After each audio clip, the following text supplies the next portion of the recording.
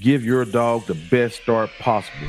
We offer proven tools, products, and supplements backed by our real world experience and our passion for healthy dogs. Hey, don't burn me. Don't burn me. Come on, you're too hot.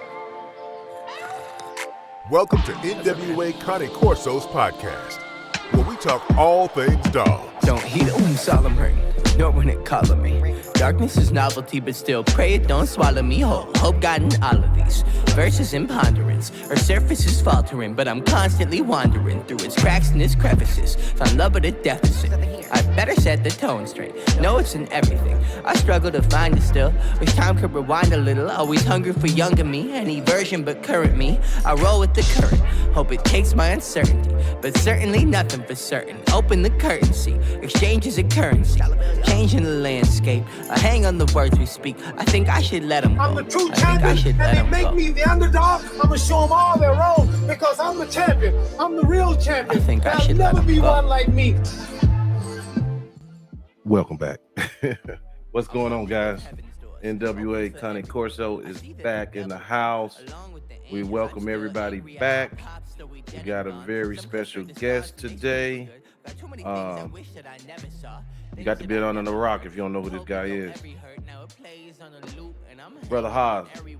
Am I pronouncing that right? Haas or Haas? Well, technically, my name is Hajar, Okay. but for all you English folks, we say Has. Yes, sir. Chill K9 is in the house. Chill K9 is in the house. Everybody, let's go. Brother, we are glad you came in to chop it up with us. And my guest host for today is John Mims. I'm giving him time to get set, and then I'm going to bring him in. But, Haas, let me ask you this. Give me a brief background, even starting with when did you notice your first love for dogs? Well, I liked dogs always as a kid, but I actually I'm half Middle Eastern, so when we grew up, we didn't have dogs. We weren't allowed. You know how the Middle Eastern people are with dogs, right? So Yeah. for us, it was a no dogs. But I always liked them as a kid. I was always super interested in them. I'd always go up to them whenever I could, and you know, wanna have some sort of interaction. My first hands-on interaction with dogs was actually I got a job as a canine handler for a security company. So I would do that during my summers, and I really got to like working with the shepherds, and they had Dobermans and stuff like that. So I was working with those dogs, going to various sites, so on and so forth. So that was my first real interaction with dogs. So that's kind of what got me interested in them. From there, believe it or not, it's not like a sexy story like I was a Navy SEAL or something, getting after it in Iraq or anything like that. Right. It was actually, one other thing that really got me into dogs, like even after the security job, was watching Caesar Milan, of all people, on Nat Geo. That was before I knew anything about dogs, right? I watched Right. that dude and I'd be like, God damn, that's cool, man. I want to Yeah. do that. Right. Right. Yeah. Yeah. That's cool. That's cool. Hey, John, you got any questions for him about his early background before we start moving into it? Hans, how long have you been in the dogs? About 10 or 12 years? Man, so I mean, I did like when I was a canine handler for a security company, it was like '06. Oh, okay. Um, Okay. Yeah. yeah, and then ever since then, I've kind of been off and on dabbling, and then I got real hard into it. I would say maybe about 11 years ago. Okay. Yeah. Mhm. Right. Right. Well, and you're a dog breeder as well, right? Yeah. I've bred shepherds, Mallees, and Presa Canario. Oh, okay. Damn, you getting the presser too? Oh Okay. yeah, I was in the presses for a minute. I had a few litters, and then I got out of it. Right. So you kind of initially viewed the training as a hobby, right? And then it kind of 100.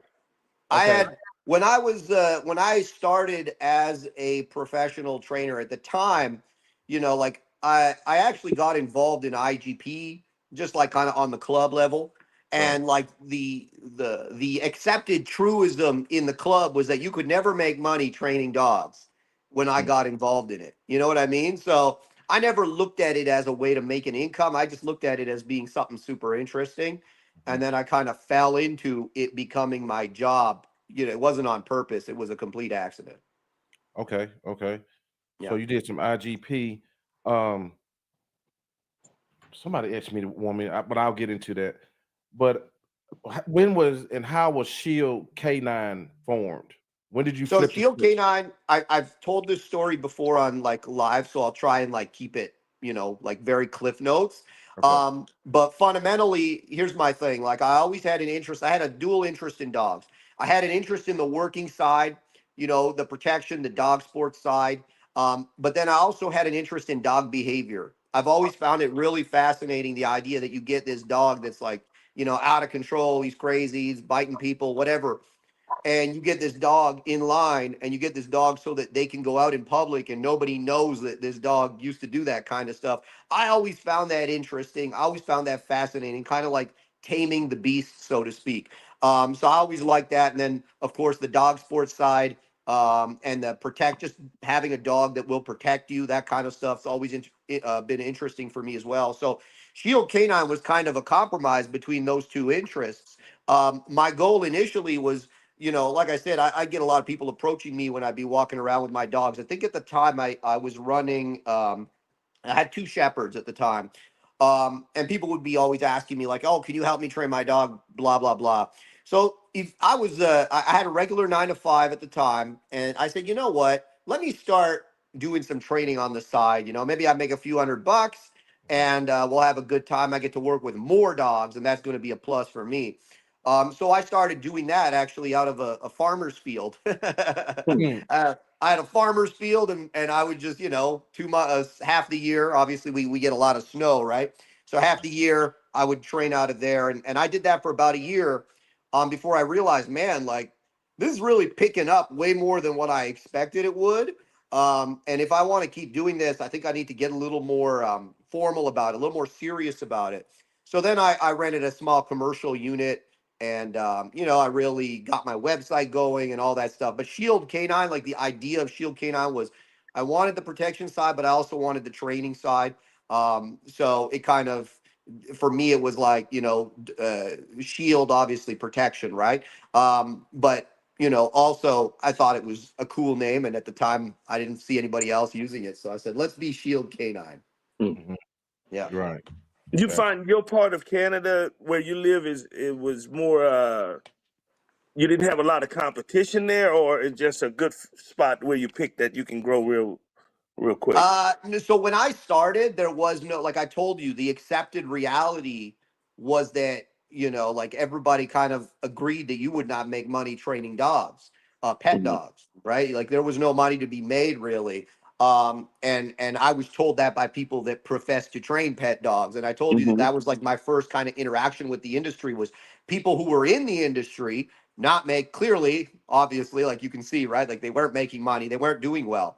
And you know, so around me, all there was like cookie trainers. You know, there wasn't anything serious. There wasn't anybody that I would call a serious dog trainer.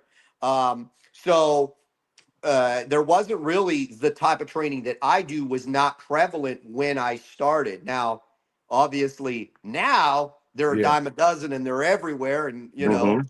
a lot of them I made. But you know, there's no shortage of it. But at the time, it was not there. And the type of training that I do, right, where you know the real functional obedience, you know, the real control on the dog, you know, fixing the behavioral problem, not like bullshit artist stuff where I'm like pretending to be like the dog whisperer or the alpha, or you know, I'm trying to, you know, throw hot dogs on the floor and pretend I'm accomplishing something. Like real shit. Like, hey, Right. he's trying to bite people. We're gonna put an end to that. He's not biting anybody anymore. That kind of stuff where it was like like I always call it outcome based dog training. It just really didn't exist. You know, I'm sure there was some people doing it in a small way, but I didn't know about them. So I really, that's I think why my business really took off. Gotcha. Mhm. Gotcha. Yeah. Um, problematic dogs. I want to go ahead and get into that. Have you ever ran into dogs that mentally, like, this dog can't be fixed? It's just something genetically. Yes, I Yeah. have. Luckily, it's not too many of them.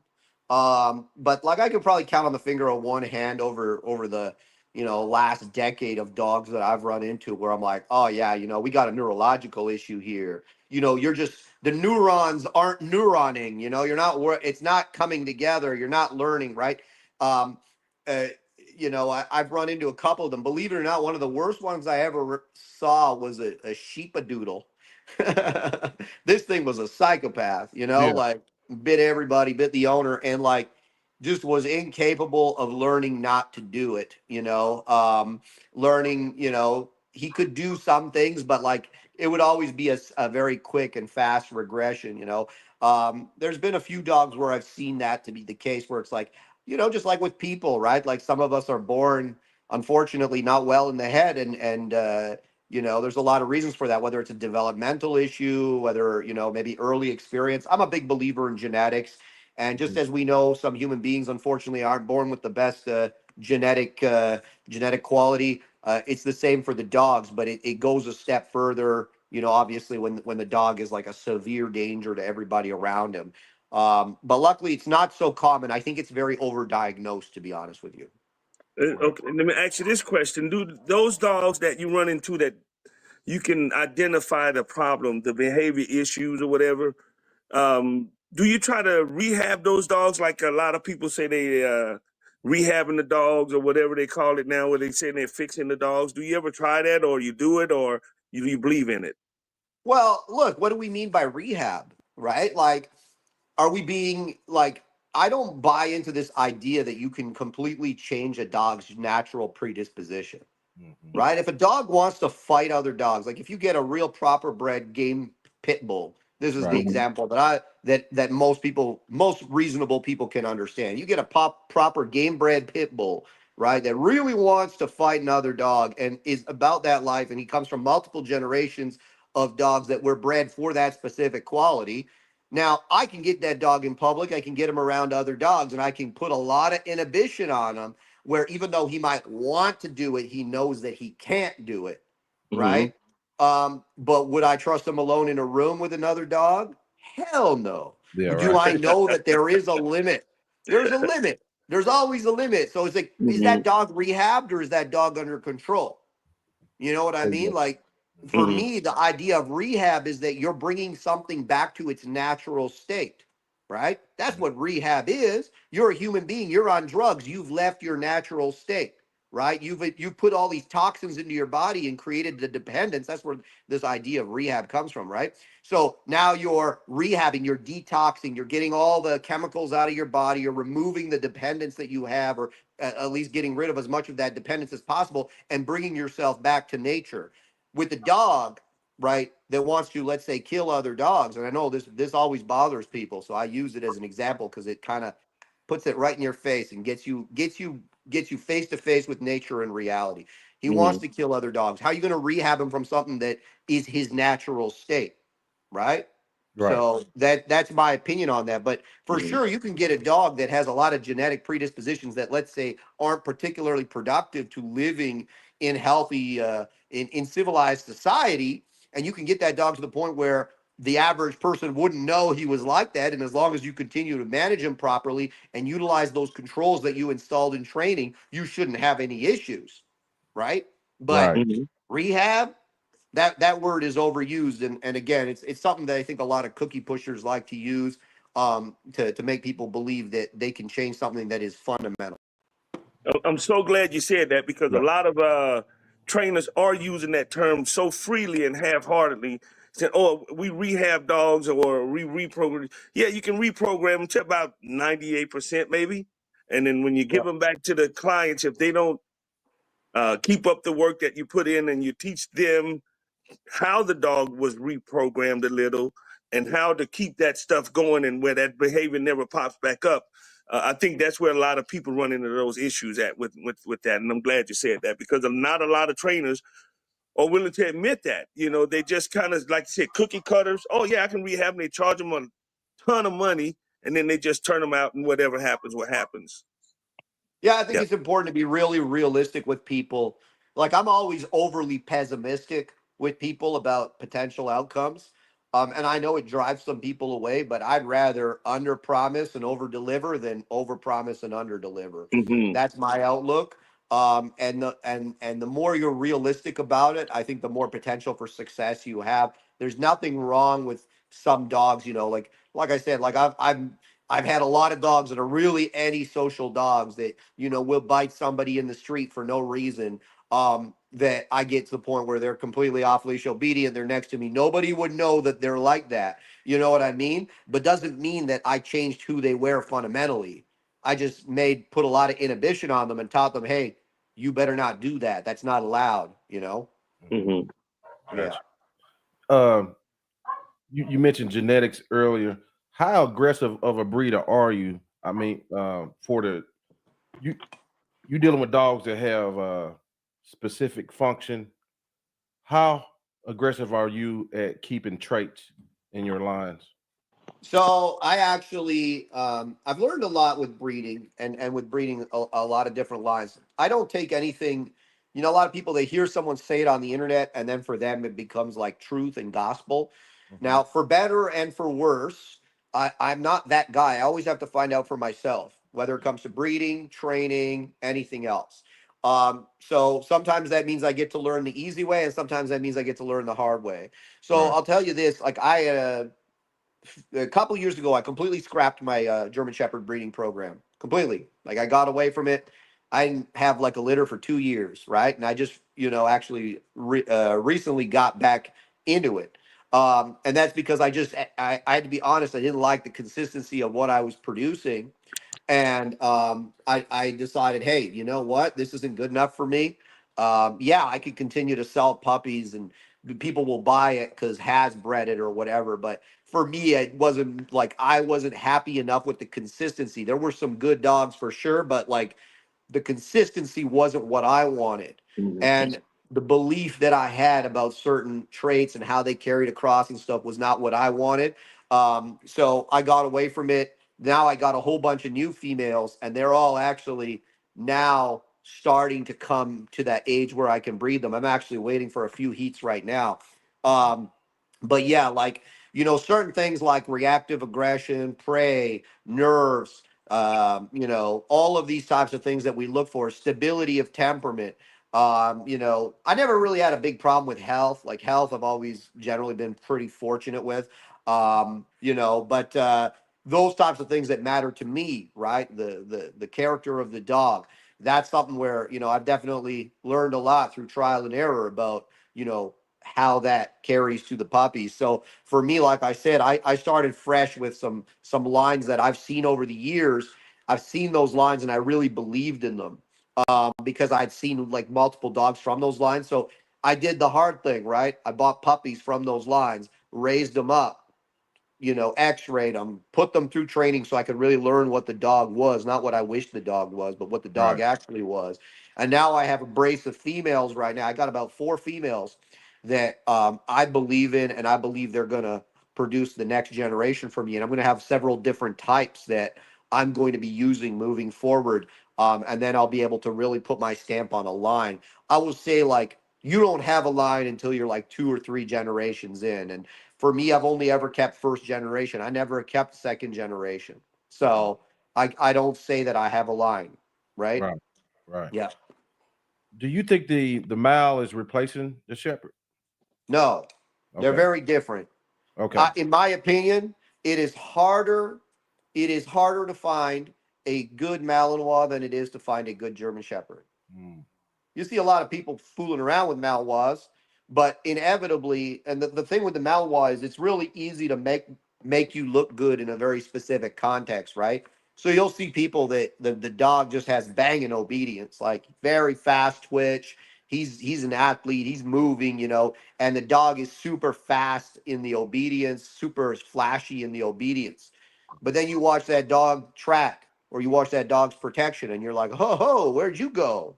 Right? Mm. Or you'll see the other side. maybe the dog is a lightning bolt in protection, and then you'll see the obedience and the track, and like, man, it ain't there. I Or they'll have a stability issue or a character issue. I think Malinois are very good. If you're like, looking, listen, I just want a sport dog. I don't give a shit about anything else. I just want a sport dog. I just want to go on the field and put, 2, 3 phases together and have it look good. Yeah, you can find a Mally for that. But like, in terms of the total dog, in my opinion, it's easier to find a good German Shepherd than it is to find a good Malinois. So Okay. I think what people are confusing is that when you go to Europe to buy green dogs, right? You generally Mally crosses, but what are they crossed with? They're crossed with German Shepherds. They're crossed with Dutchies. These aren't purebred Mals, right? Like, these are mixed dogs, right? These are basically, they call them herders, right? Hmm. It's a herder, right? So it's not a Mally. It might be yellow, right? If you breed a German Shepherd to a Mally, you end up with yellow dogs, right? That's so they all look like Mallies. Even sometimes, if you breed those puppies back to a German Shepherd, so it's basically 3/4 German Shepherd, you'll still end up with yellow dogs that look like Mallies. That yellow is a dominant trait, right? That is I would say that is the primal. Like, even dingoes are yellow, right? Hmm. So that coloration, that look, is very dominant. So even when you see a mix, it will look oftentimes like a purebred, but it's not. Hmm. Gotcha. Gotcha. Yes. You Okay, got let anything me on let that, me John?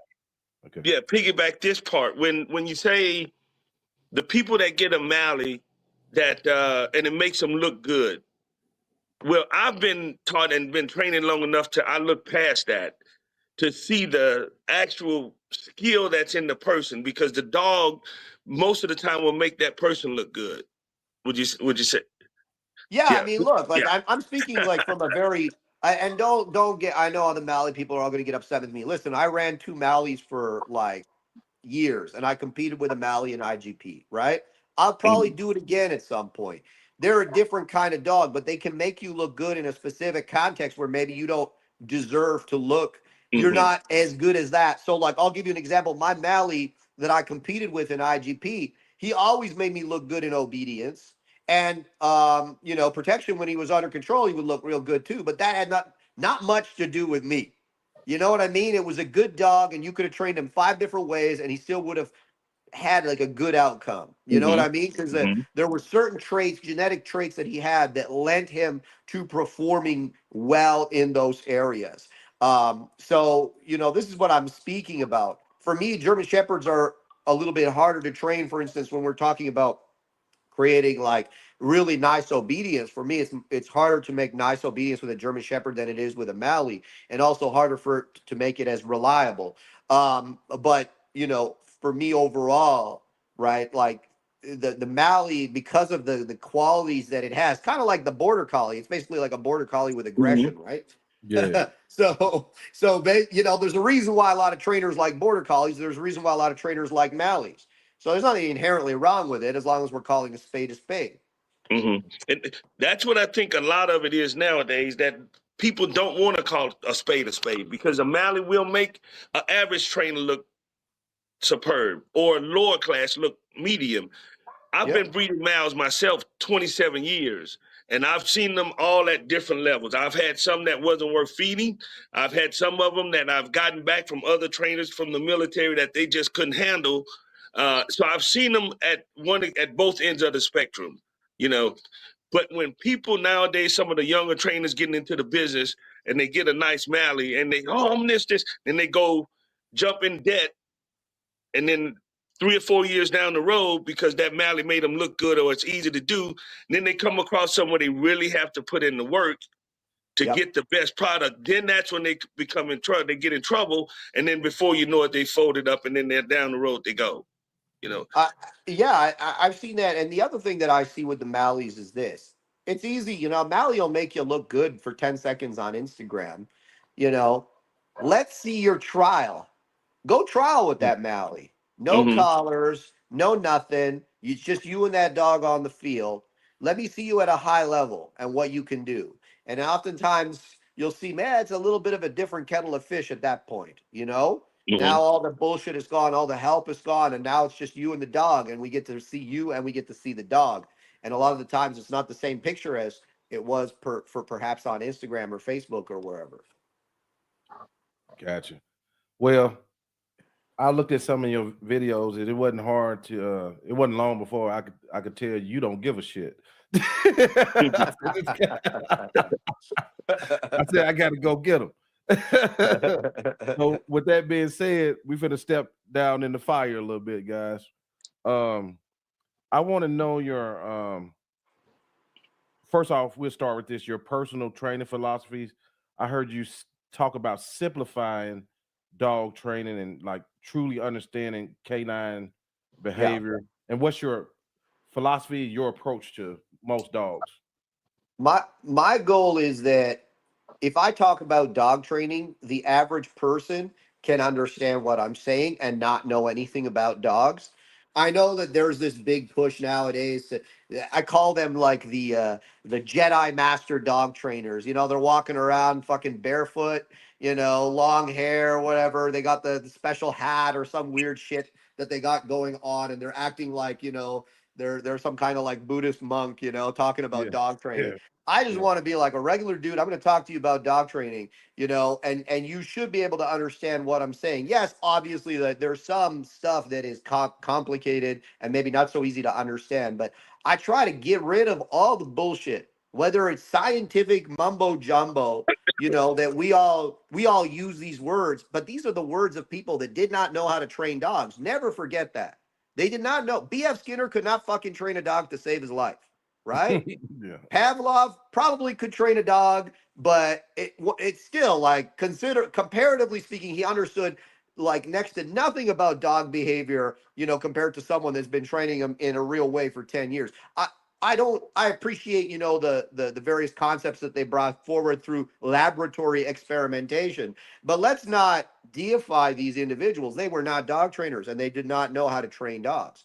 And you know, let's never forget that. So whether it's scientific mumbo jumbo that people like to use in order to appear maybe more smart and more expert than they might actually be, or whether it's, you know, pretending to have like some kind of secret knowledge that nobody's ever heard of before, so that people come and, you know, pay their money for whatever it is that you're selling, right? I don't buy into any of that horse shit. At the end of the day, I train dogs, right? Whether it's for dog sport, whether it's a pet dog, whatever kind of dog it is. And it should be simple, because if it's simple for me to explain it to you, it's simple for you to do, and it's simple for the dog to understand, right?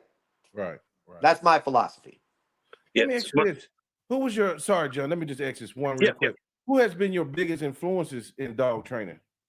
I can't point to one guy. Okay. I can't point to one guy. I've never gone and studied under anybody. I've gone to, listen, obviously I've done a lot of like self-studying in terms of like finding information on the internet and, you know, watching, like, that's all I used to do in my, back before I was a dog trainer. I'd work at the place I worked. I'd be on the computer in the back just watching dog training videos and all the stuff I could glean on the internet, or, you know, you get the dog training DVDs and stuff like that, and you would try and like pull as much information as you could. But there's been a variety of people that I've taken things from. Don Sullivan, a bird dog trainer. You know, I really appreciated some of the content of his that he put out way back when. And I learned, I would say, a fair bit from him. I went to a yogi, you know, I went to a Yogi Zhang seminar. I've said this before. Yogi Zhang was a student of Bart Balan. I went to a Yogi Zhang seminar like, I don't know, like 10 years ago, and that really changed a lot of what I did on the sport dog side of things. You know, I've taken things from Marco Cosconsalo. I've taken a lot from Stefan Schaub. You know, a lot of it from trial and error. You know, there was an old school guy, Brian Harvey. I learned a little bit about helper work from him. He was out in Michigan. You know, there's been a number of guys along the way that, you know, I've taken something from and added it to the repertoire of things that I do, but there hasn't been one person where I'm like, that's the guy, I follow him, you know. It's never been my way to be like that. Gotcha. Right. Yeah. John, you got something? No, we good. Go ahead, Joe. Okay. Okay. Let's delve into training tools, the pros and cons, and the importance of learning how to use them the correct way. What are some of your uh, tools you use, and your thoughts on how to deliver it to the dog? Well, listen, at the end of the day, I'm big on negative reinforcement, right? Negative reinforcement, which is teaching the dog, how to avoid discomfort, how to seek comfort, right? Like that is fundamental. That supercharges any kind of training system. So when you talk about negative reinforcement, I know a lot of people are probably going to have kittens right now because they're thinking in terms of just like harsh stuff. Negative reinforcement can be anything from gently pulling a dog on a leash to, yeah, doing some, heavy duty stuff. There's a broad spectrum that encompasses negative reinforcement. It's basically any pressure that you make that, gets a dog, reinforces a specific behavior or teaches a dog to perform a specific behavior. But negative reinforcement is the bedrock of any successful training system, right? Now, balancing that with motivation, positive reinforcement, obviously is key if you want the dogs to look happy.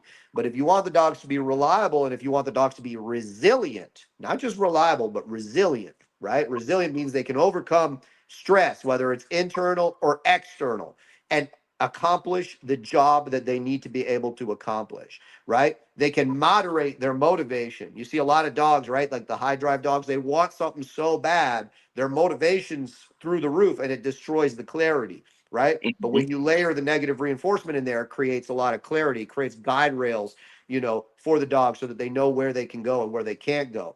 So for me, negative reinforcement, right, starts with the leash and ends with the e-collar, right?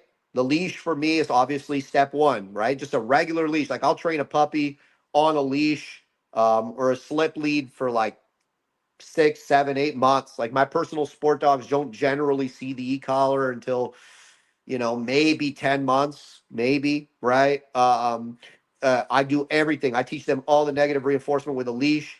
And then I layer the e-collar over it the exact same way I use the leash. I layer the e-collar into everything that I teach the dog. And then of course, if you're in a situation where you can't use an e-collar, you can't use an e-collar. It is what it is. But at that point, the dog should already know what they need to do. But for me, the e-collar is the most advanced tool in dog training, right? So a lot of people kind of think of dog training in terms of tools. I think of dog training in terms of what I'm trying to accomplish and what tools best, assist me to get there. So for instance, like on the track, right? Am I using an e-collar? Very rarely. With some dogs, I might, but that's at the very end of the training process where I'm using the e-collar in a very specific way. I'm using the pinch collar a lot on the track because the pinch is going to be the best form of negative reinforcement that I can utilize in order to accomplish the goal of getting a dog that checks each and every footstep with commitment and clarity, as well as with reliability in any and all situations. So in that circumstance, like a pinch collar is the best tool, right? So it completely depends on what you're trying to accomplish and what your goal is. But my fundamental principle that I apply to everything is, we've got to have the positive and we also have to have the negative. And the negative controls the positive and it also makes the positive more positive. Without darkness, there can be no light. Okay. So Mm-hmm. Yes. okay. John, you got anything? Yeah, so knowing and what separates trainers is knowledge and where the knowledge falls. So when you have negative reinforcement and positive, or negative punishment and positive, or whatever they call it, knowing how much to give with a certain dog, because if some dogs can take a little more than other dogs. Yep. So that's where I think a lot of people get in trouble when they try to use negative reinforcement. They'll correct at a 5 where their dog can't take a 5. You may need a 3. If you're scaling it out, Yeah. and that's where a lot of them get in trouble. And once I think in all of my experiences, and some dogs, I've seen people call me and say, "Oh man, my dog's a little hand shy." And my first response is, "Well, how heavy-handed were you on the dog?" Because the dog is shying away every time they reach to touch him. You can tell that they Yeah. were too heavy, and that's an disciplined person or somebody that just don't know the difference.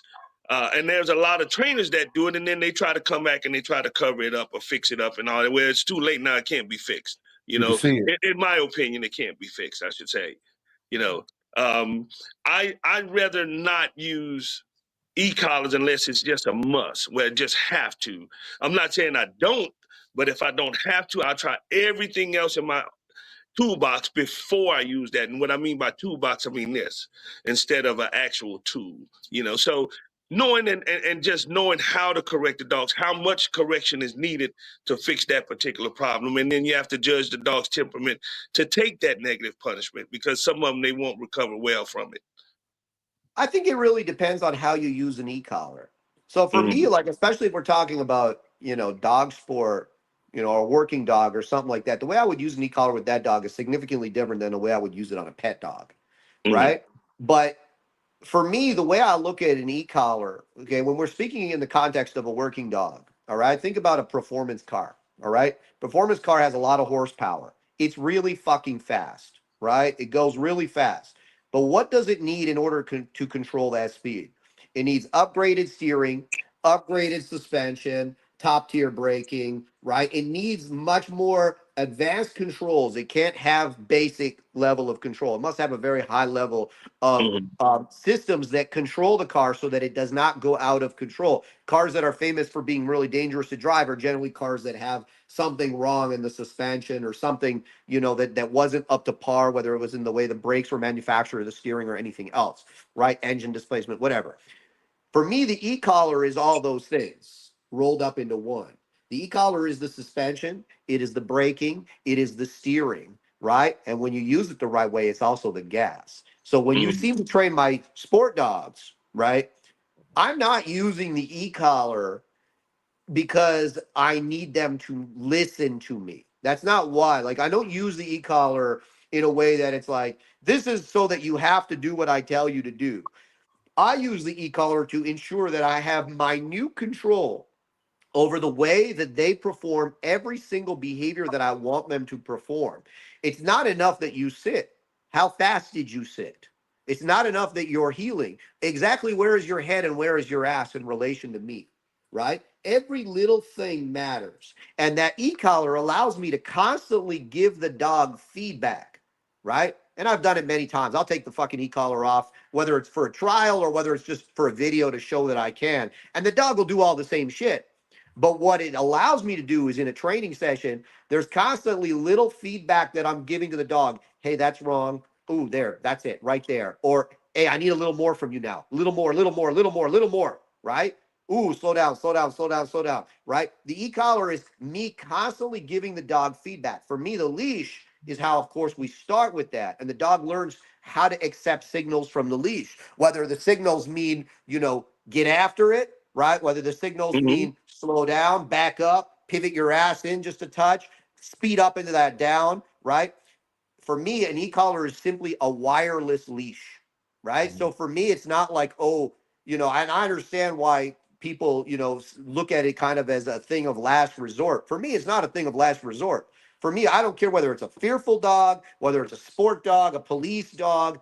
I don't give a damn. It's a leash. And I'm going to teach the dog to accept it the same way I would teach him to accept a leash, because then I don't have to have the fucking leash in my hands anymore. And we're wireless, you know what I mean? And for me, that's better for me. Like, I like to have my hands free so that I can, whether I'm dealing with reward toys or whatever else I'm dealing with, just one less thing for me to hold. And for me, a leash for a dog is something that they rely on a lot more than an e-collar, because the leash is a physical connection between you and the dog, and there's a weight. Even if you're not pulling on the leash, there's always a weight of the leash, and they feel the leash. And even if you move slightly without really pulling the dog, they feel the weight move in the leash, right?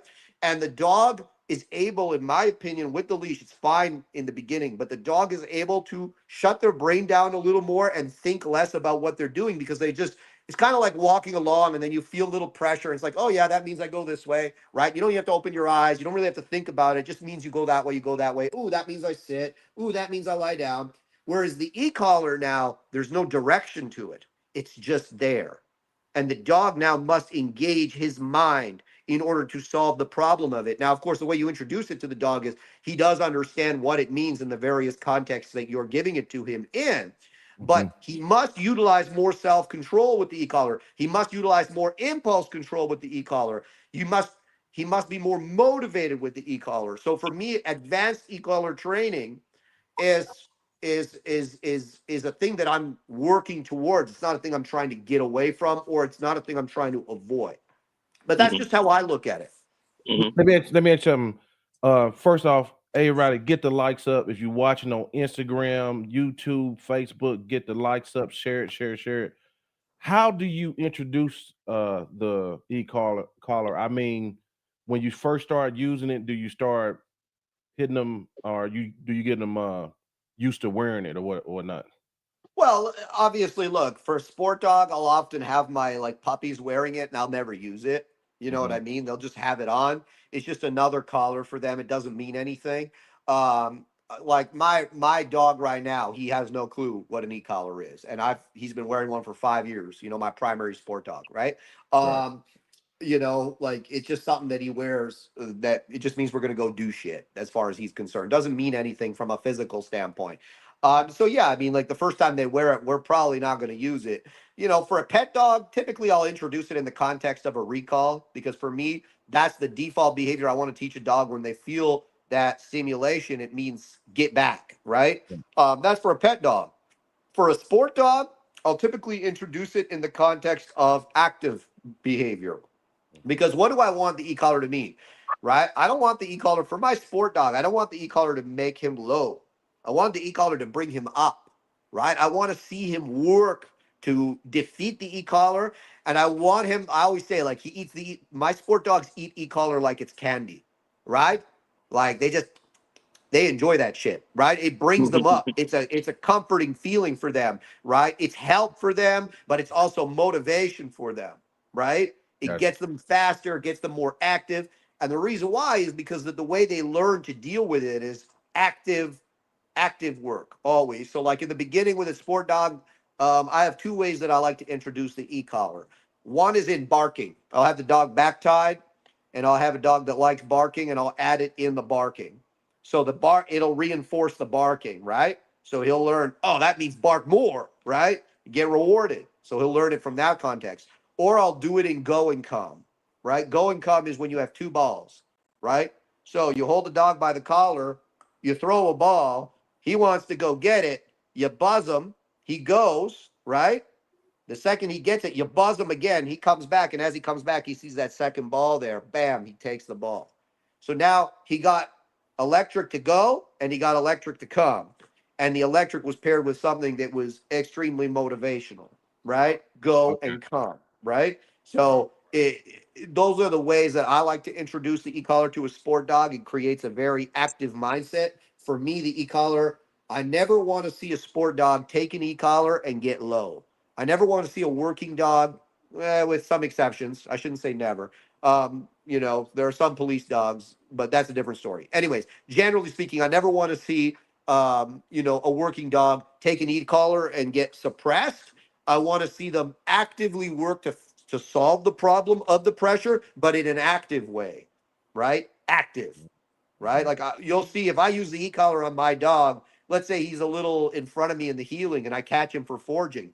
He'll be a little bit in front of me and he'll be like, "Arr," and he'll get back, but there'll be that active response from him, right? And you'll see that his body language in no way changes. His ears are still up. If anything, it'll activate him a little more and it'll drive his energy and his arousal a little bit higher.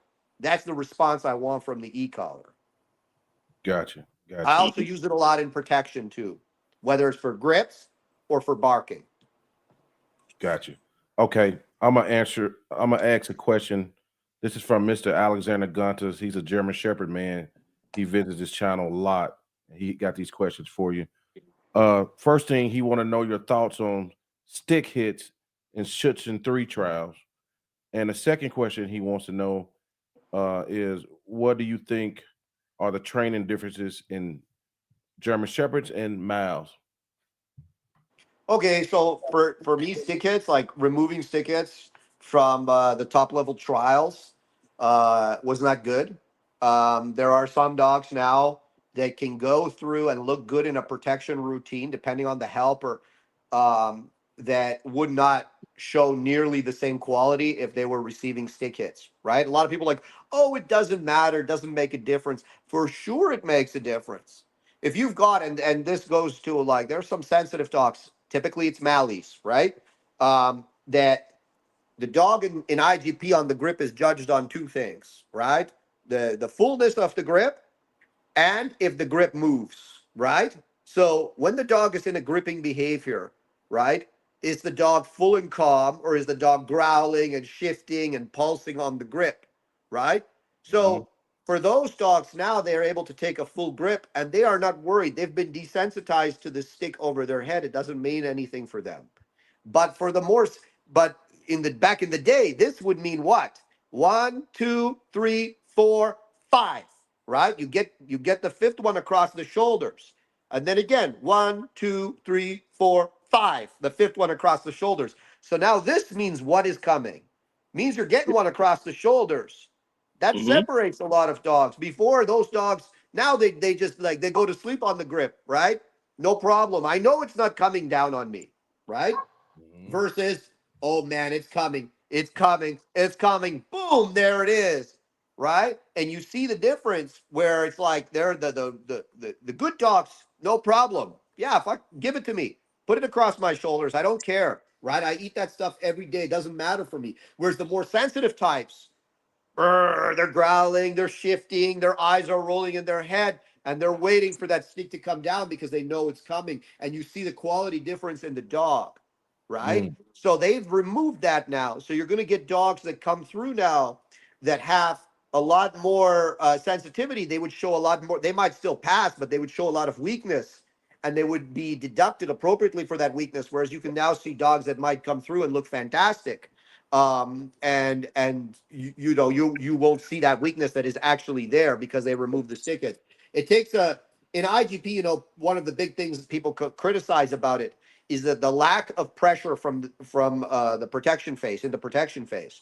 Now, when you are dealing with a quality helper, right? There are some helpers, and unfortunately they're rare, but there are some helpers that have the ability to put a lot of pressure into everything that they do. It might look like a routine to you, and it is a routine, but they're able to exude the pressure, and the dog reads that pressure, right? So, like for instance, in the FCI worlds, we had two helpers doing back half, which means the long attack and the drive, so on and so forth.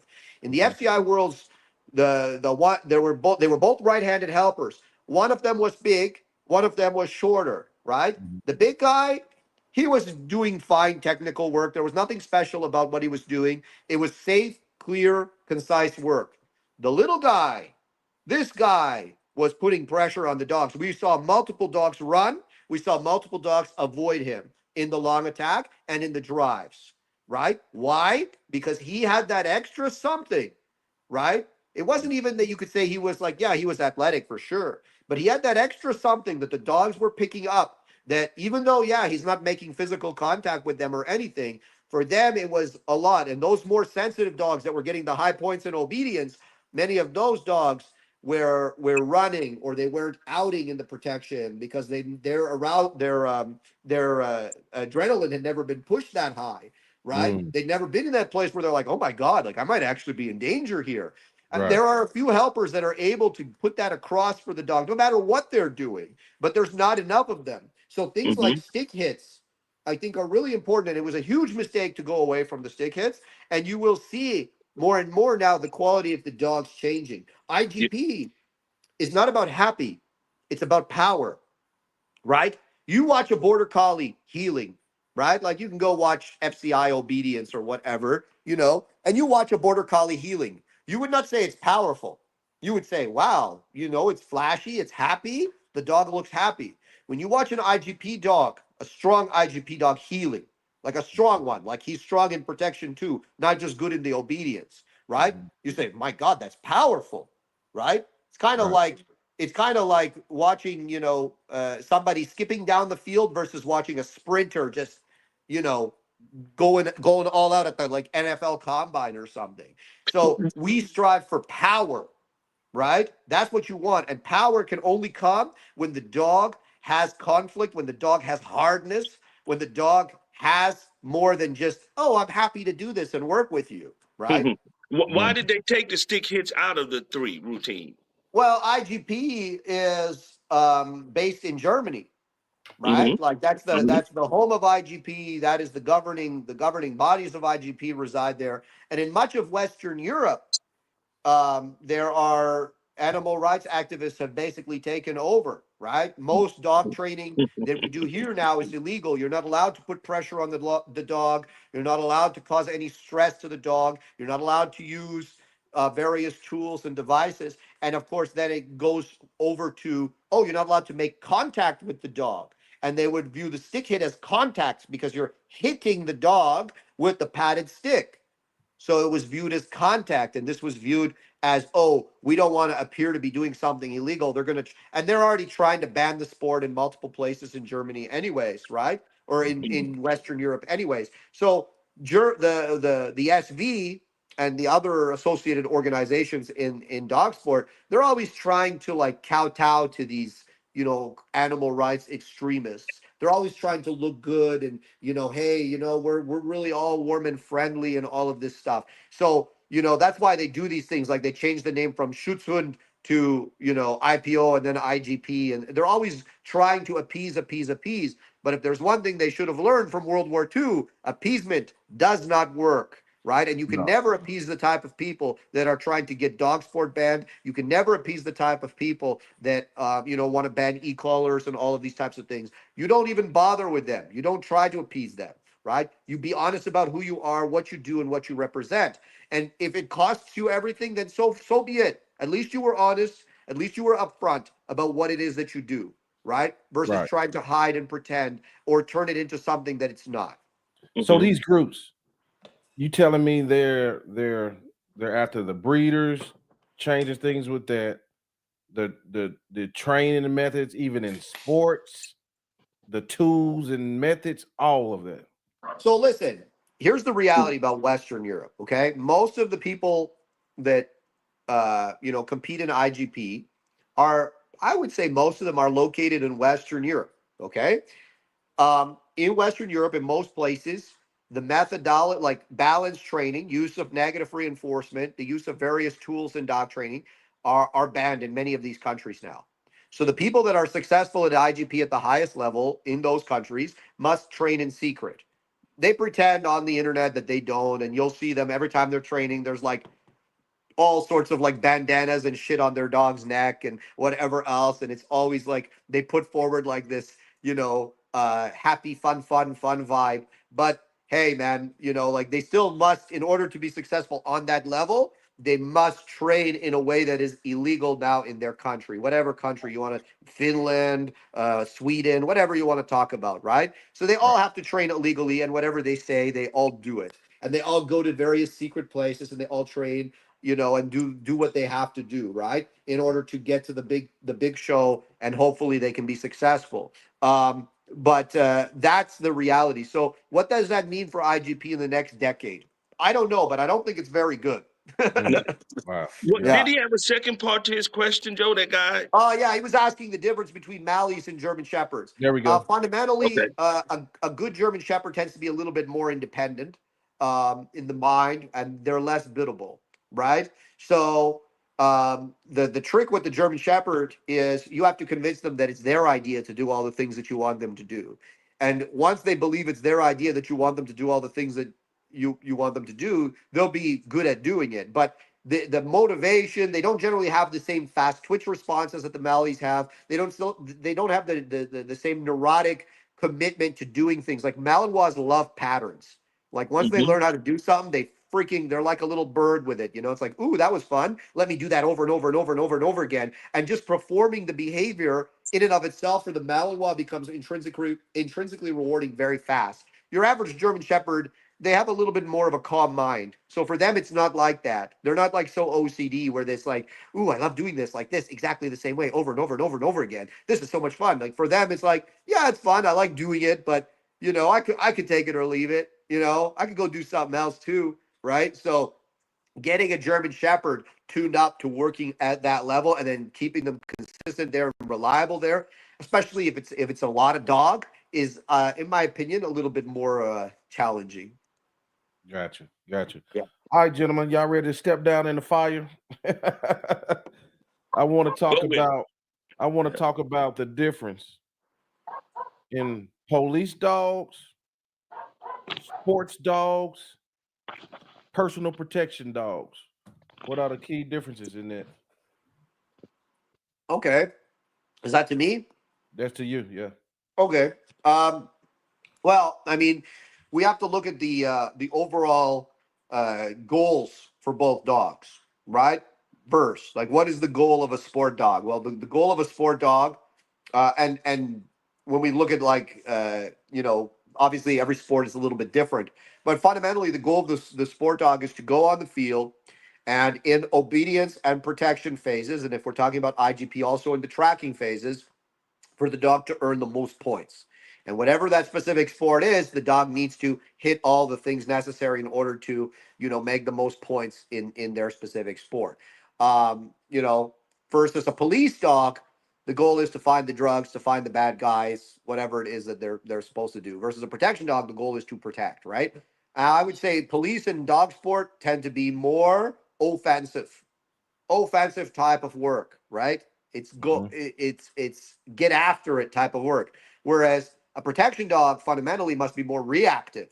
They're not going after anybody, ideally, right? Mm-hmm. They're reacting to situations, whether it's an intruder, whether it's someone who's being threatening. They're not engaging in offensive activities. Mm-hmm. So that's the biggest fundamental difference right then and there. Now, between police and sport dog, I mean, look, you're going to need more. If we're talking about top sport, fundamentally, you're going to need. It's much harder to find a dog that's going to be capable of top sport versus police work. For police work, we just want a good fundamental, good nervous system. The dog doesn't have to be, particularly special there, but just like a good, decent nervous system that can handle environmental and social stimulation without, falling apart. And then you want good drive, good hunt drive, good prey drive so that the dog can do, bite work, so that the dog can hunt, the dog can track, so on and so forth. Whereas for dog sport, because it's so important that the dog does things in very specific ways, right? Like, it's not just enough that he heels down the field. How did he heel? It's not enough that he finished the track. How did he track? Like, did he hit every footprint? Did he pendulum slightly on that corner, right?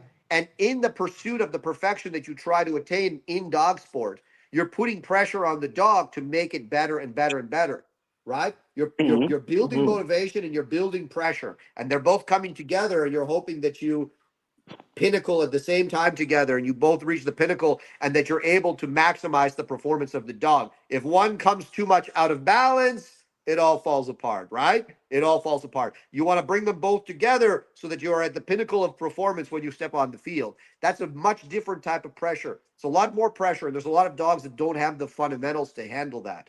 And that's something that, again, I'd say that's probably why it's harder to find a dog for top sport than, for police work.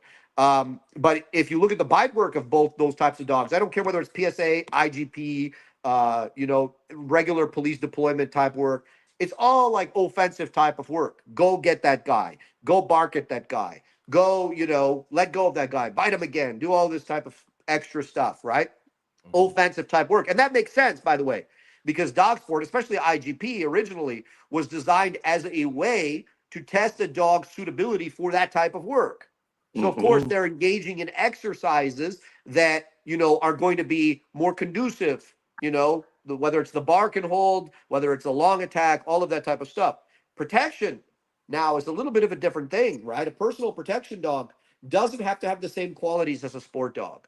It doesn't have to have the same qualities as a police dog, right? In fact, many cases you'll have sport dogs and police dogs that will not be good personal protection dogs, right? And vice versa, right? I would say, look, if you got, for instance, a pressa, all right, we'll use an example, a pressa, and, you put that dog on a suit or you put that dog on a sleeve, he's chewing all over it, he doesn't have a nice grip, he's real thrashy, he's a little nervy on the grip, so on and so forth, versus obviously the sport dog or the police dog that has a nice, big, firm, full, solid grip, right? That dog maybe is that press is not going to do well on the sport field. He doesn't do well in what I call recreational bite work. But somebody comes in the house, he's going to tear the fuck out of them, right? Right. He's going to tear them up. He's not going to bite. It's not going to be pretty. There's going to be a lot of bite wounds, right? There's going to be a lot of holes in the person. And he's probably not going to stay in one place. He's going to travel all over and, come off and bite again. And it's going to be a nasty, nasty thing. But from the context of his job, which is to protect that property that he's on, it's great. You know what I mean? So for protection dogs, I like them to be a little bit more actually on the reactive side if possible, right? That it doesn't translate so well from a bite work perspective, right? Like in terms of like having nice, clean recreational bite work, right? But on the flip side, they do tend to be a little bit more diligent in providing that active deterrent because I would say a protection dog, 9/10 of their job is to be a deterrent. So if the dog is quiet and if the dog is super social, what kind of a deterrent is he really going to be? You want that dog that's reactive, a little bit suspicious. He notices everything that's different. He barks. He's always making noise, and he's going to make a big show at the fence or at the door or wherever else versus, more of a sport dog or police dog that maybe isn't so much let's say bluster, right? Doesn't make that much noise, doesn't, put on that big of a show, but they both have different jobs and their jobs are more conducive to their behavior is more conducive to the specific job that they do. So it totally depends. And then you can have the best of both worlds. That dog can be a great sport dog, a great police dog, or a great protection dog, and that's always really nice to see. I find those are extremely rare to find though. Right. Hey, everybody is in the chat with X and everybody, every platform, get the lights up. He's cooking right now. John, do you have anything for I ask the next one? So, do you breed? When you breed and you kind of pick your puppies out to kind of gear them towards a certain particular thing? Where this one would be better suited for sport, this one would be better suited for police work, stuff In like all my that. time, And at what age do you kind of start figuring that stuff out? in all my time breeding and trying to pick puppies, the one thing I've learned is you can't pick puppies. You can pick Mm, breeds, but you can't pick puppies. I've seen too many puppies change fundamentally that mm-hmm, I would never be comfortable in picking. Now, we as human beings, it's our human condition that we always want to control everything and we always want to know, right? And this idea that mm-hmm, you can go into a litter and you can pick the best puppy is something that a lot of people, really believe in. Now, obviously, there's certain things like physical traits. Obviously, you can see that in a puppy and you can have a pretty good idea what that dog's going to turn into physically right from the get go. But in terms of behavior, drive, all of that type of stuff, the only thing that I think you can see with puppies is you can see the fundamental nervous system of the dog, right? So, like, if the dog's like super scared of everything, right, and the 7, 8 week old puppy, and he's super nervous about everything, not a good, probably is going to be a little bit nervy as an adult, right? Like, mm-hmm, I don't care what you do, you're probably going to see some nerves. If the dog doesn't have any food drive as a puppy, right? Like he really doesn't care to eat out of your hand. He won't work particularly hard for food. Generally speaking, those dogs don't have a lot of food drive when they're older. Those are the two things I think you can see. But fundamentally, in terms of the type of dog you're going to deal with, right? What the good end use for that dog is going to be, you make that selection based on the breeding, right? Not based on the puppies, because puppies can mm-hmm. change a lot. Like people think, oh, like when I pick a puppy for myself out of the litter, you know what I tell the breeder now? If I was buying from a breeder, or even if I buy from myself, or even if I keep one from my own breeding, I say I'll take the puppy that is social and has a big head and likes to eat food. Give me that one. Mm-hmm. Like I don't want Yeah. anything that's super nervy. I don't want anything that's like, super like crazy. I just want the one in the middle. Give me Mr. Middle. I'll Yeah. take that one. You know what I tell You people to come you over? trainers always say that because y'all gonna get it out of the dog somehow. Yeah. Yeah. So Yeah. I tell people when they come over to look at puppies, I'll tell them to take a look, do whatever you want to do, make your pick. I'll mark that puppy for them. I say, now go eat lunch, a couple of restaurants around here, good Cajun restaurants and all that good stuff, and come back an hour later and let's take a look again. And then see if you pick that same puppy. Yep. And that's one way I've been doing that for a long time. Some people, they come, and that's the one I want to say, you sure? Why don't you try this, go and come back? And they just don't. They want to pick it, and hey, that's fine. But I Yep. just kind of find just taking a look at them when they come in, go take a break, come back and look, because right before they get in, they may tell me they're coming at 1 o'clock, and they show up at 3 o'clock where I fed the puppies, and then the better puppy or the better puppy for their situation may be over in the corner laying down, just because he's kind of full and just ate. But if they go take that break, they go eat lunch and they come back, now you get a different look at all the puppies.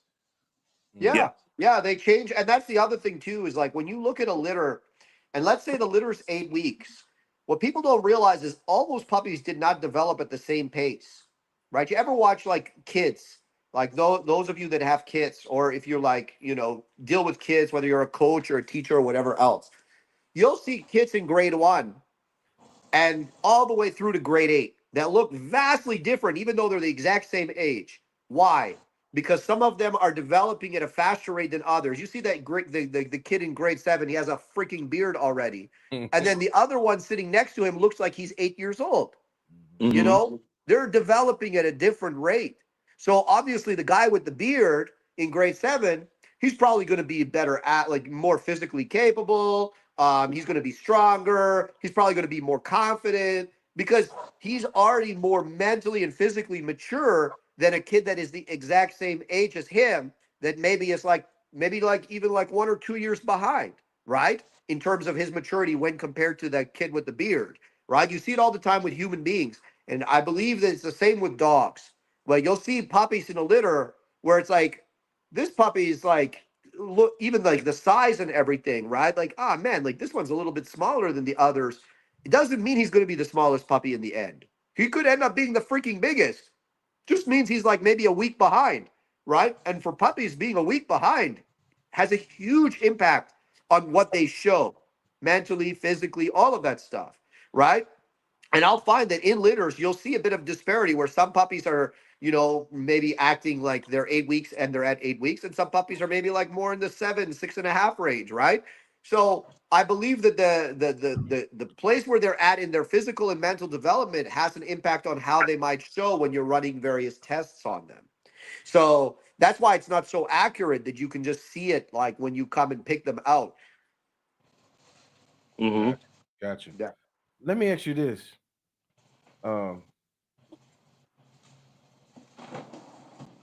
Out of all those dogs we just talked about, the police, the sport, and a personal protection dog, in your experience, which one usually has the strongest mentality or the hardest dog? Man, if I think about, like, there are some dogs. I wouldn't say like it's a little bit like different. You know what I mean? It's like, hey, compare a guy, compare a guy that was like a Navy SEAL to a mixed martial artist to I don't know, a police officer. Okay. Hey, They can okay. both be tough guys and they can both be really good at like what they do in the context of what they do, but then maybe if they were put in that other circumstance, they wouldn't have excelled the same way, Right. right? Or maybe you get a guy that can freaking do all of it, right? Like, for sure there are guys that can do all three, and I'm pretty sure there are guys that have done all three, but like for the most part, everybody has like certain qualities that lend them more to certain things. So like the type of dog I would pick if I was like, when I think about all the dogs I have in my kennel right now, right? If I wanted a police dog, I would pick a certain dog. If I wanted a protection dog, I would pick a certain dog. And if I wanted a sport dog and I can't pick any of the ones I have now, I would probably take a certain dog, right? That all three of those dogs are different. Right. You know what I mean? All three of them are different because they each have certain character traits that will lend them to those specific jobs. You know what I mean? Like, right. Protection dog, I don't care if he has the best grip. I care that he's committed, he's about that life, but he's also not a psychopath that, like, I can't have him out in public and I can't have him around my family. You know what I mean? Like there's a balance there. And what a lot of people don't realize is, you know, you'll see certain things, like especially like, look, everybody in dogs, we all live on freaking social media in this day and age. And you see different guys posting stuff. You'll see that Mally just hammering on the bicep, you know, just big, deep, pushing grips, super nice gripping behavior, super fast, long attacks. And he's just a unit. But then you find out, hey, he's got to live in the freaking kennel because, like, if he's loose in the house and like I trip and fall, he's gonna attack me. You know what I mean? Like that kind of dog where it's like he's got so much, you know, dominance and intensity that he's not so easy maybe to live with, or he's not so safe to live with, and you always kind of be on your P's and Q's with him, you know, versus the dog where it's like, yeah, you know, he's more like kind of social and easygoing, but you know, man, that dog can really perform on the sport field. You know what I mean? Like he's not letting you down when you go in trials. So these are just examples, you know. So it's I wouldn't say like everybody's always looking to place one over the other, and I would say, listen, you want a mixed martial artist, go do mixed martial artist shit and find the best version of that you can. You want a Navy SEAL? Go do Navy SEAL shit and find the best version of that you can. You're not sending the mixed martial artists to do close quarters combat in the Middle East, and you're not sending the Navy SEAL to go fight in the cage. And there's a reason for that, right? They might have complementary qualities, right? Fundamental qualities like toughness and all that type of stuff, but the physical traits and the mental traits might not mesh so well, right? So it's people really have to get their heads off of this idea that they're like, you know, trying to place one above the other. There is no one above the other. Yeah, and intermixing, the concepts because they all different. Let me ask you this: if it was only one discipline you could teach, it's the only style you can go with, which one would that be? I would do dog sport. And I'll tell you why I love dog sport. I love dog sport because dog sport for me, I'm a competitive guy, right? I love dog training and I'm competitive. Well, where do you go if you're competitive and you love dog training? Like you train pet dogs, it's fun and all, right? Fixing behavior is rewarding, but at the end of the day, you're only really competing against the dog, right? You're being bad, I need to get you to be good, right? And you're competing against outcomes. Oh, my last outcome was X, let me make the next outcome Y, right? And it's rewarding, don't get me wrong. Changing people's lives and making them and their dogs have better lives together, super rewarding, right? But for me, stepping on the field, right? And being put in front of a judge, right? And here's how you're doing your obedience, here's how you're doing your protection, here's how you're doing your track, and you're being compared to 140 other handler teams and dog teams. Man, that's where you really find out. You know what I mean? Like that's where the rubber really meets the road. There's no training like that training because every little thing matters. Whereas the, you know, police dog, he tracks, he gets to the, you know, he's a good committed tracker. Do I care if he pendulums on a corner? Do I care that if he increases speed after taking, you know, a left turn on the track? You know, do I care if he overshoots an article, doubles back and indicates it? No. I just care that he did it, right? He's a cop dog. I just care that he did it. I care that he ultimately finds the suspect. That's what I care about. Whereas an IGP, every one of those little things matters.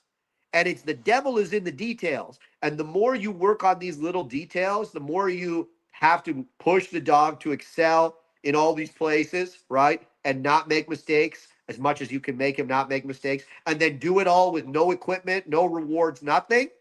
For me, that's the most difficult thing that I can think of to do. And that's why it's most entertaining. And I get to compare it to what other people did. So I can be like, God damn, you know what? That guy was better than me today. That guy was better than me today. Him and his dog were better than me today. Man, I want to be better than him next time. I love that. Yeah. John, you got something? Yeah, I never got into competing. I competed in 2 trials. One was a K9 Pro Sport many years ago, and then there's a local, that Continental Kennel Club out here. They had an event. I know the guy that owns the club, and he was like, John, we need dogs, man. Bring one of your dogs in. And I went out and just cakewalked through that. The K9 Pro Sport soured me towards competing and kind of participating in the sports stuff because some of that stuff is so cliquish, and it turns a lot of people away because of that being real Yeah. cliquish. And if you don't click up with certain people, if the judge don't like you, if the judge don't know you, he's going to grade you harder than somebody else that he knows or he's seen more often than you. And I don't do well with in those situations. You know, I just kind of have a problem with that, and it steered me away from any kind of sport work like that. Now I'll go and support other people that I know that's competing in sports, whether it be PSA, Schützen, IPG, whatever they call it now, or whatever. Me and my wife, we've traveled to different states, many states, to support other people, friends that I know that competed, and I've seen it, and I know how to train for a lot of that stuff.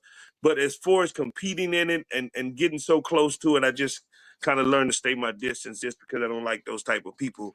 And those sports will turn away a lot of people that want to compete in it, that like that competition, because of how some of those people are. I went to one club, and the lady told me, she said, "What kind of dog you got?" I said, "Oh, I have Mal's and Dutches." "Well, we're strictly a German Shepherd club, and it has to be an imported Shepherd and all." I said, "Lady, I don't care what you do.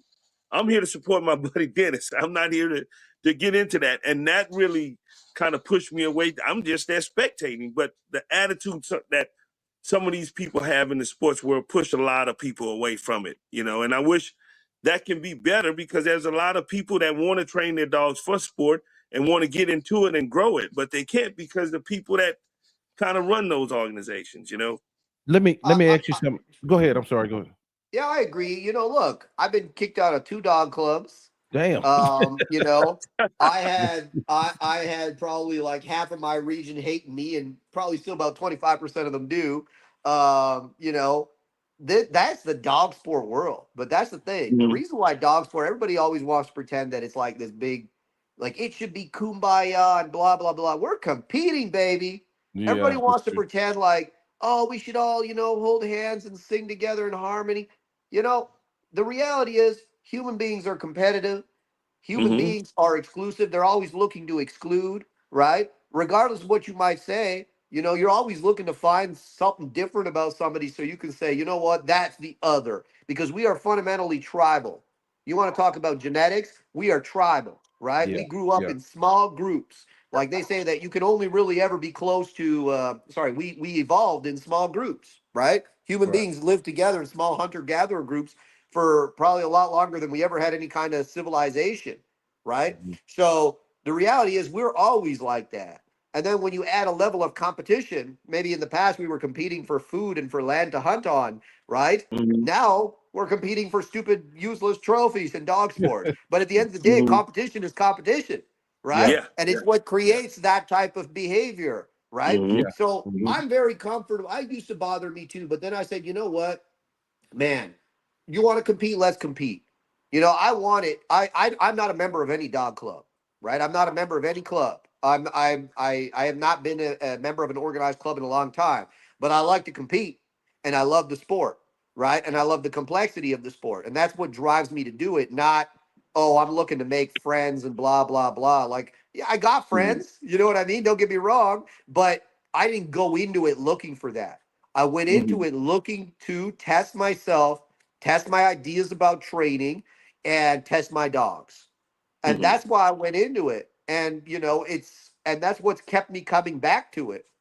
And yeah, you need a team, but your team doesn't have to be a club. There's always someone for you out there. You know what I mean? Mm-hmm. Like you'll find, if you are committed to what you do, and you believe in something, that you'll find one other person that's like that, and you'll start hanging out together. Then you'll find another person and another person. Next thing you know, there'll be 4 or 5 of you, and you guys are a team. You can call yourself a club, you can call yourself whatever you want to call yourself, and you Mm-hmm. guys are all doing it together because you have a shared vision in your head about what it should be and what it's like, Mm-hmm. right? So that for me is dog sport. I love the competition. I like training with the group of guys that I train with. We share similar mindset. We share similar taste in dogs. We share similar taste in training. And that's what we do. And that's, for me, that's how I found success in this sport, and I found enjoyment of this sport. Um, and like I always say to people, listen, if you want something bad enough, you're not going to let other people convince you not to do it. When I became a dog trainer, you know how many of the people, especially people I knew in the dog sport, hated on me. I got kicked out of a club because I became a professional dog trainer. You know, all that shit, right? Has is Right. this, has is that, blah, blah, blah. I don't care. I wanted it bad enough and I did it. You know, I don't let anybody tell me what I can and cannot do and what I Mm-hmm. should and should not like.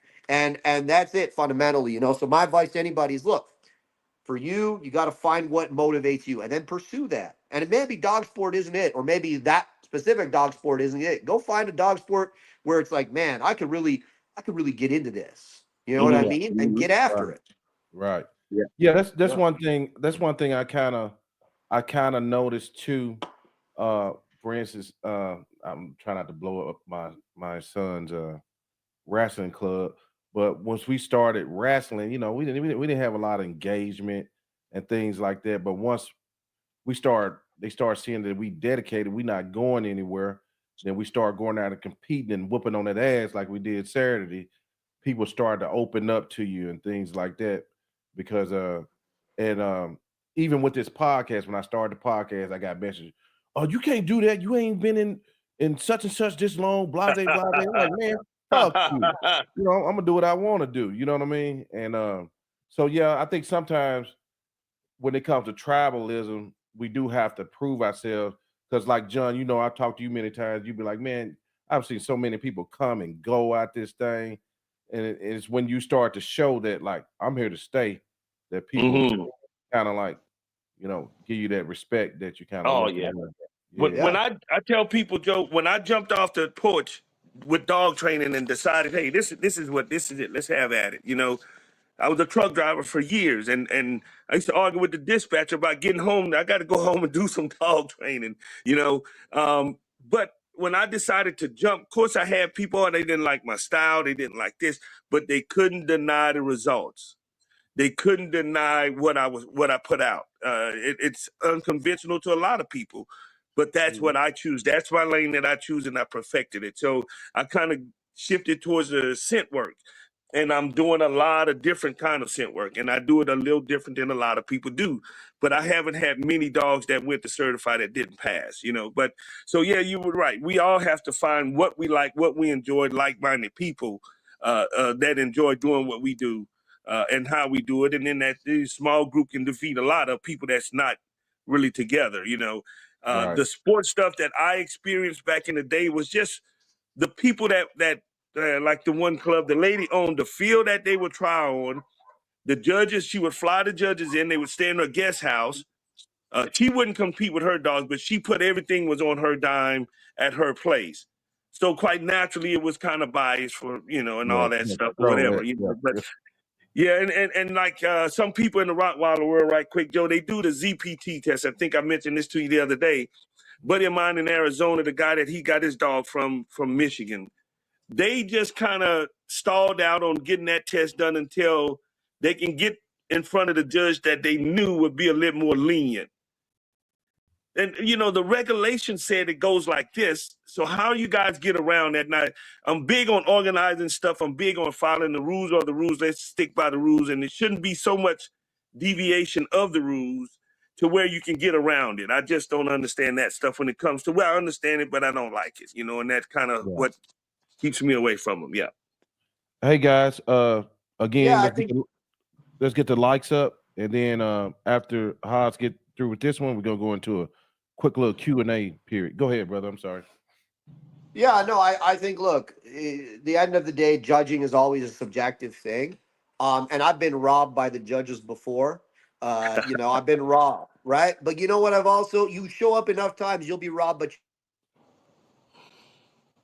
Uh-oh, we lost him. See if we can get him back in, Joe. Okay. Yeah, it's I'll go on until he gets back in.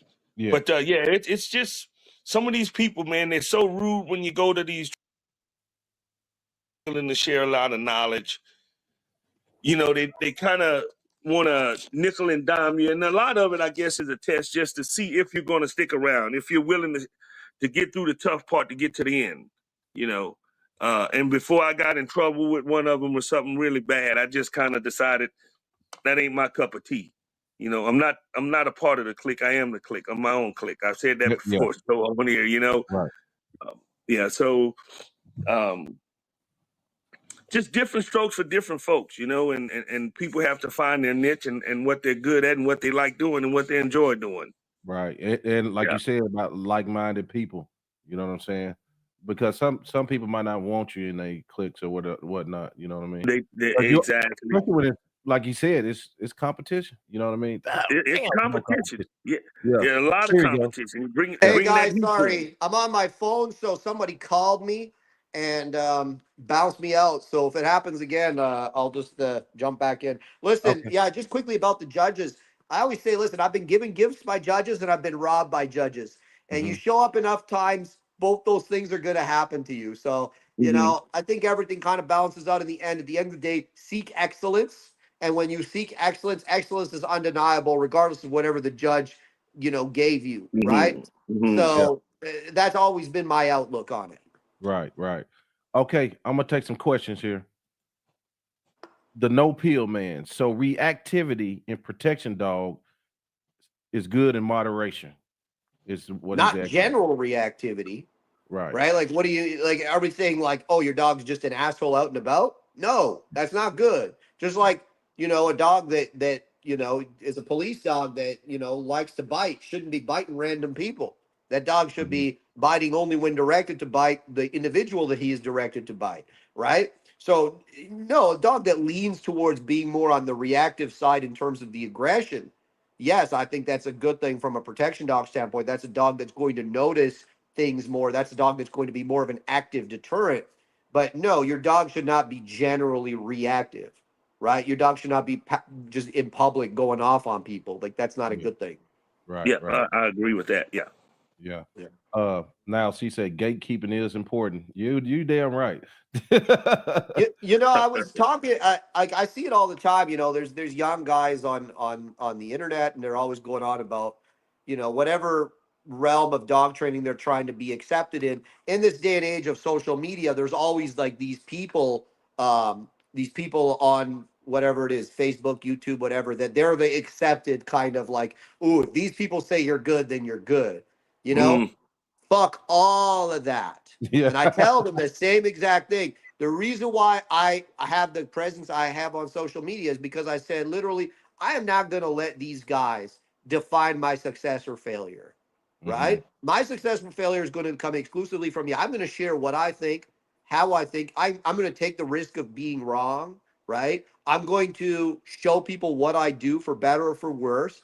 And I'm going to let them decide for themselves whether I'm worthy I'm a worthy person to listen to, or whether I have value to offer in this specific context, right? Mhm. Yeah. And obviously, some people decided yes, and some people decided no. But you Yep. have to be willing to step forward and not wait for gatekeepers to be like, yeah, you know, that has guy, he's a good dog trainer. I don't give a shit if every one of them said I'm terrible tomorrow. At the end, well, I might not say I don't give a shit. I'll be pissed off, but it's Mhm. not going to change what I do, Yeah, Right. right? exactly. Yeah, Yeah. exactly. I had a Yeah. guy named Ted Summersickler in Oklahoma.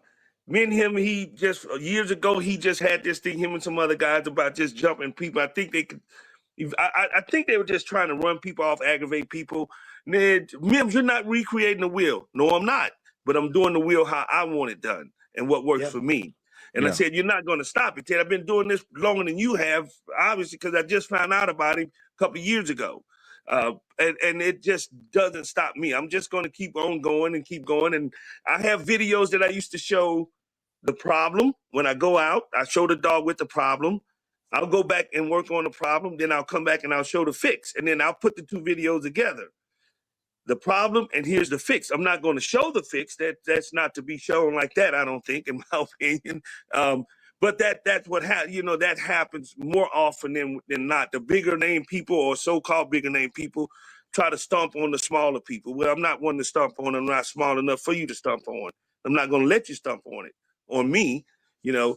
So we just keep pushing and pushing. And like we said, Joe, we find like-minded people that talk our talk and walk our walk, and then that's what we go with. Yeah. Yeah. Yeah. That's right. Yeah. That's right. And one thing about living online, well, not living online, but just doing this kind of stuff online, you cannot be easily embarrassed. You know what I'm saying? No. I might sometimes in my mind I be churning. Is this gonna be a stupid question I'm asking? Shit, ask it. Because most Yeah. time I find doing this, the simple questions are good because I can ask them and I get different variations of the answer. And people be like, damn, they noticed that. You know what I mean? So I kind of stick to the simple things and don't be afraid to ask whatever. For those of you that don't believe in negative reinforcement, I want you to have an experiment. If any of one of these people runs a social media, I guarantee you, if you have 20 comments and one of them is negative, you will forget all the 19 positive, and that one negative will stick in your mind. That is the power. That is the power of negativity. Yeah, it is. Yeah. Right? That is the power of negativity. So now, if you look at that from a dog training perspective, it makes a lot more sense why we use that negative reinforcement, because it has a lot more power than 19 instances of positive reinforcement. Not that you shouldn't use anything exclusively, right? But you have to be ready to accept the negativity. You will come. Negativity is going to come on this podcast. Yep. Negativity is going to come on any content you post. There will be negativity, and the more people that see it, the more negativity will occur. Right. And if you're not comfortable with that, then hey man, stay offline at the end of the day. You're exactly right. 20 great comments, that one gonna turn over in your mind. And you think about it. Yeah. You're like, that son of a bitch, and you're thinking about it. And you're like, who the fuck is this guy? And it's probably some like dude that's like got like a Labrador retriever maybe in his house. He's never done anything. And he's commenting, and you're just like thinking about him. It's like, man, you can't get these, don't ever get it twisted. Nobody who's successful, nobody who has really done anything worthy of doing is on somebody else's shit writing negative things, right? But these are the people that you think about, and it's like, man, be careful with that. Don't let that infect you.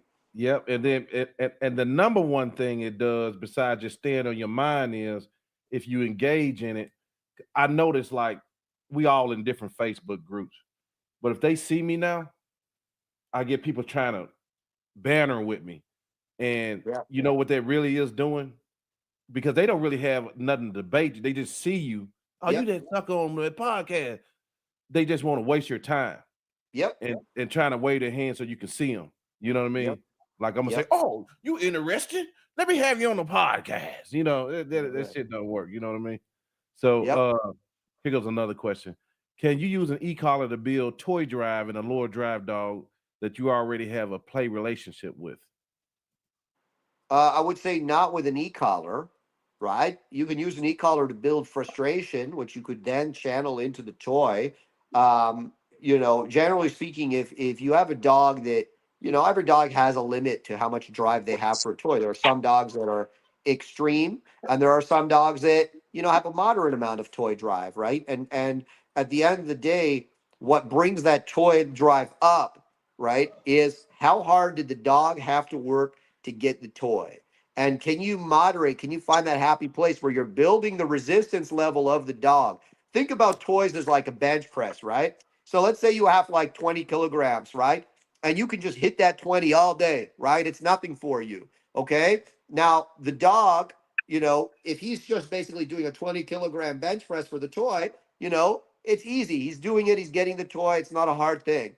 But now let's say you go 30, and now he's like, oh, it's a little harder. But then he does it and gets the toy.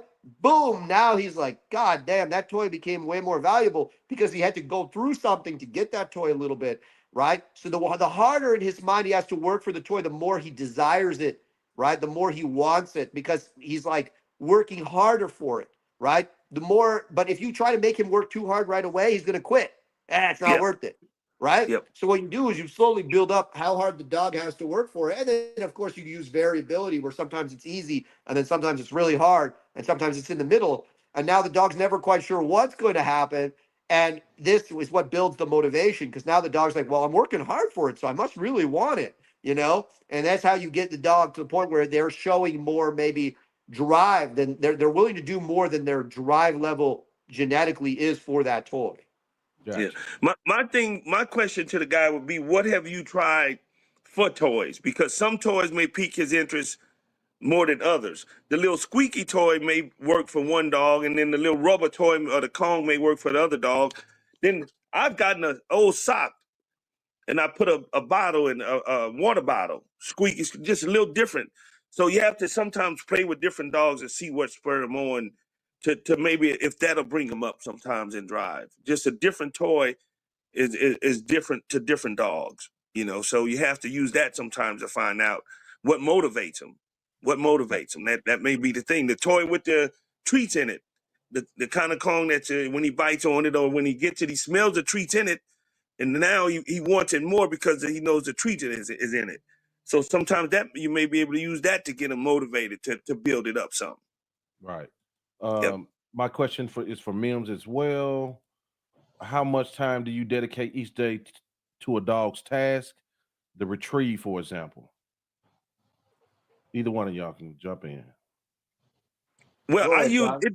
It depends on the dog and where the dog's temperament is. There's no set number or no set time on how much you use it. You learn how to read the dog and learn when he's hit his top or close to the top as far as his threshold, and then you put the game up, and then you go back and you learn how to push him just a little bit more the next session, then you back off and put him up. So each session you extend it a few more minutes and learn how to read the dog in order to get the best results or optimize. Every session has to be successful in that dog's mind where he's success. But you also have to learn how to read the dog to where you don't burn him out. You say, I don't want to look for it no more. Now you kind of lost him. So you always want to end on a good session, but just enough, and you pay him to where he gets it right before he decides to give up. So then he'll say, if I go a few more seconds, I'll get it, or I'll find what I'm looking for. That's what I use. So there's no set time that I go out for a session. I just learn. I know how to read the dog. I learn how to read a dog. If it's a new one, I have to play that game with him and learning his body language and knowing what to look for before you decide that session is over. Okay, Has? Yeah, for me, any kind of training, I mean, typically it's 10 to 15 minutes a session. Okay, Whatever it is I'm working on. got you. What's popping with Mr. Handsome Chico? That dog is super beautiful, Has. Nothing really. Like he's still here. I still work him every day. He's a very good looking dog, that's for sure. Got you. Yeah. What's this super dog puppy training? Is it true or not? Is it a myth? Y'all heard of Super that? dog. Yeah, I'm not sure what that is neither. Super dog. Yeah, He might be maybe referring. I bet you he's referring to biosensor. maybe Biosensor on so. puppies. Yeah, I Yeah, think that's because I've seen it called like the Super Dog program. So if yeah, that's what you're referring to, it's just this process by which you take puppies between day 1 and day 14, and subject them to various physical manipulations. And the idea is that it creates more resilience in the dog. Um, I mean, having done both, I can't say I've noticed a difference. You know what I mean? Like I've done biosensor on puppies and I've also not done it. And I can't say that I really notice a difference.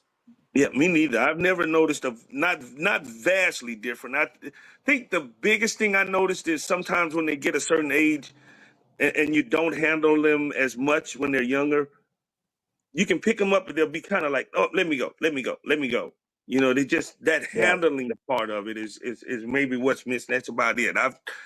I've tried several different things like that, different ways, different things I've heard, experimented with litters, and I call it sacrificing litters, but it's not as bad as people say, oh, you sacrificed and did this. No, I just, as far as, let me try this litter this way and see how it compares to the other litter.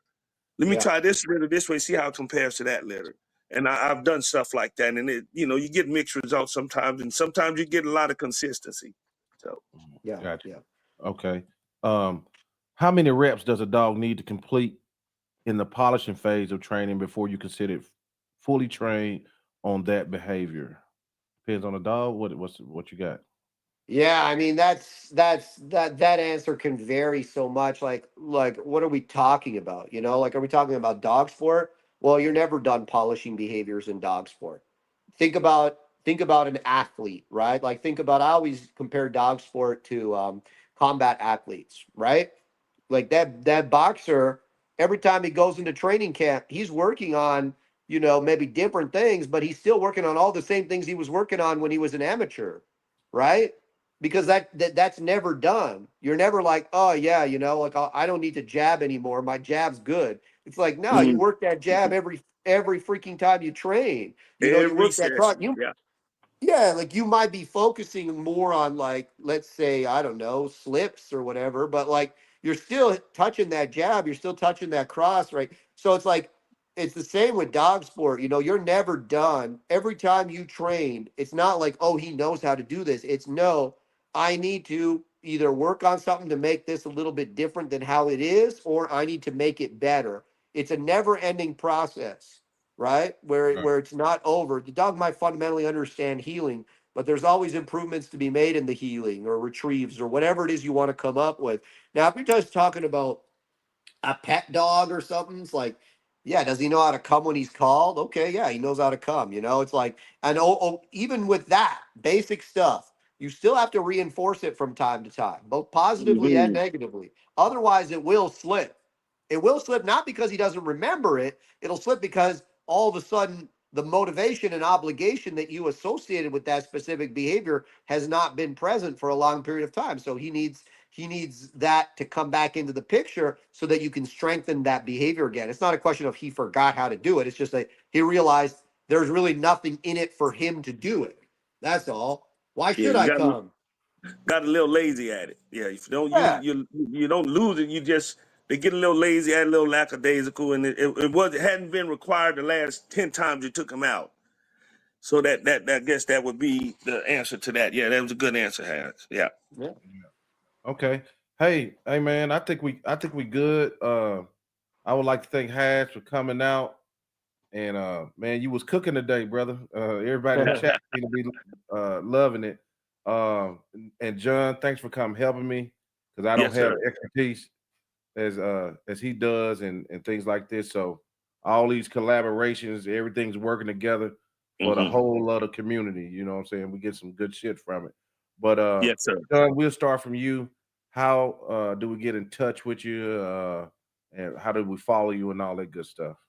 Okay, I'm on Facebook under John Mims. I'm on TikTok under John Mims. I prefer giving out a phone number and have people call me because I'm just an old fashioned guy. When I can talk to people, I can hear the sincerity in their voice when I talk to them. So my number is 225-200-9162. And I'm in Baton Rouge, Louisiana, down south. You live north of me, Joe. So when I say down south, I'm a little more south than you with the gumbo. It's a lot better down this way. Yeah. I'm in the middle south. I'm right there on the border of Missouri and Arkansas. Yeah. Shit.